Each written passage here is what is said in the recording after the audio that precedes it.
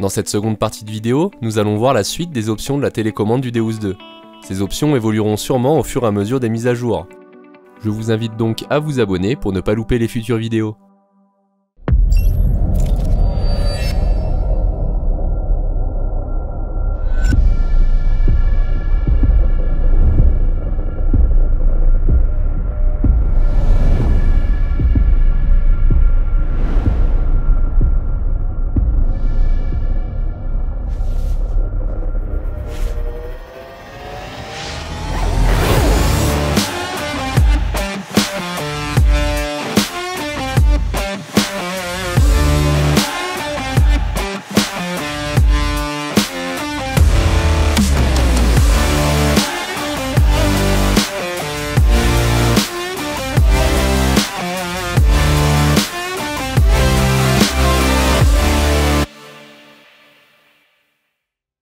L'option Go Terrain. Je parlerai de cette application plus en détail dans de futures vidéos. Sur la télécommande, le premier réglage disponible est le mode push, qui permet de marquer et d'enregistrer la géolocalisation d'une cible et son indice en appuyant longtemps sur le bouton du haut au centre. Le mode automatique, lui, permettra d'enregistrer automatiquement une cible et son indice en fonction d'un nombre de balayages donné dans un temps imparti. Passons à l'option Fréquence Scan. D'origine, ce réglage est sur manuel. Il faut donc effectuer le scan des fréquences pour trouver la moins parasitée depuis le menu ou alors avec un appui long sur la touche en haut à droite. Lorsqu'on règle l'option sur automatique, à chaque changement de programme ou de fréquence en programme mono, l'appareil effectuera un scan.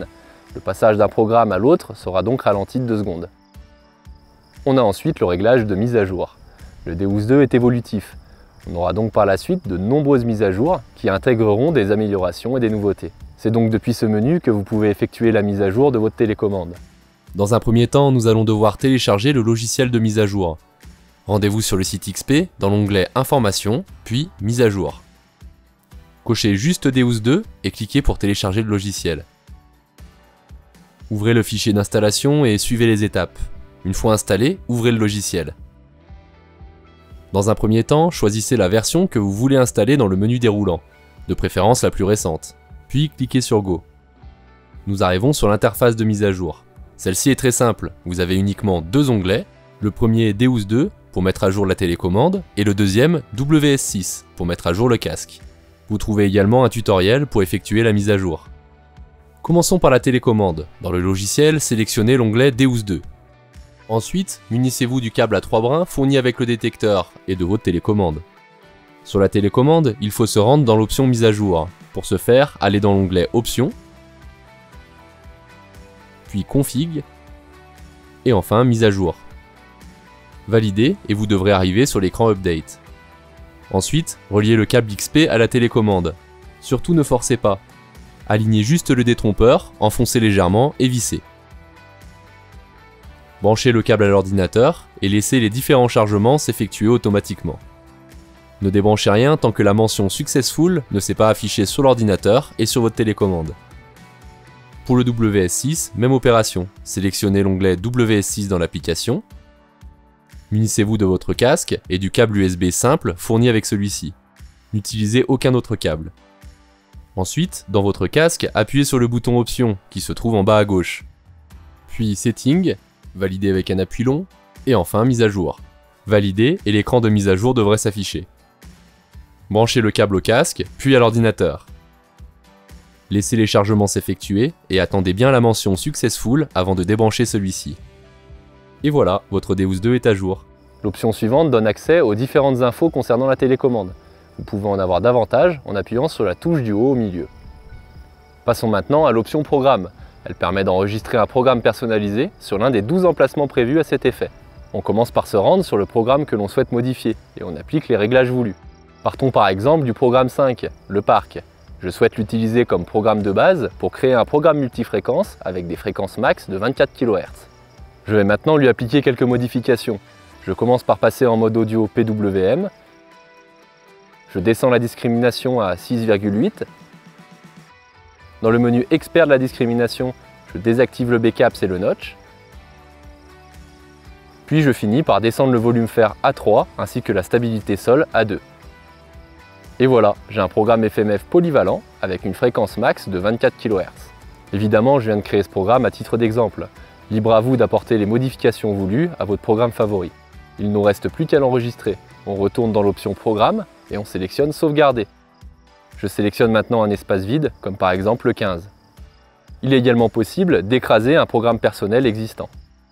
On va ensuite nommer le programme en faisant défiler les caractères avec les touches plus et moins, et en passant au caractère suivant ou précédent avec les touches du haut à gauche et du milieu.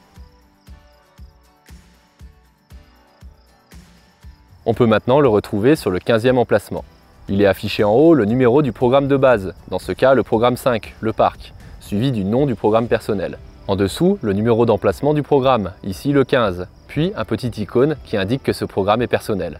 Il est très important d'enregistrer de cette manière les programmes personnels que l'on souhaite conserver, car à chaque redémarrage de la télécommande, les 12 programmes usines sont réinitialisés.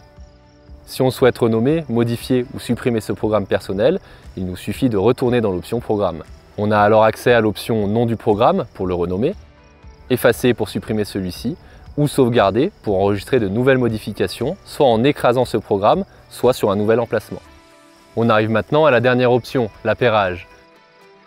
Elle permet d'appairer un nouveau disque, un ping pointer MI6 ou encore un casque sans fil.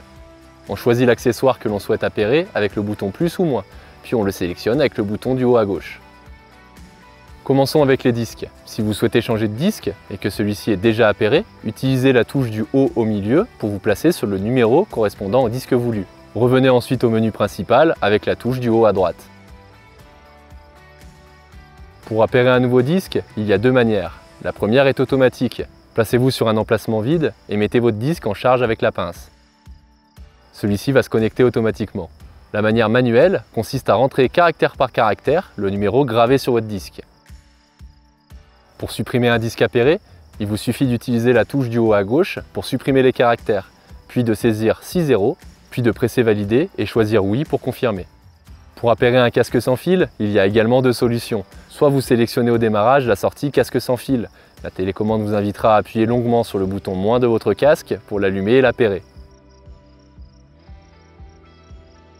La deuxième technique d'appairage consiste à se rendre dans l'option appairage et de choisir le casque avec la touche plus et moins. Il vous restera plus qu'à allumer votre casque en restant appuyé longuement sur le bouton moins de celui-ci.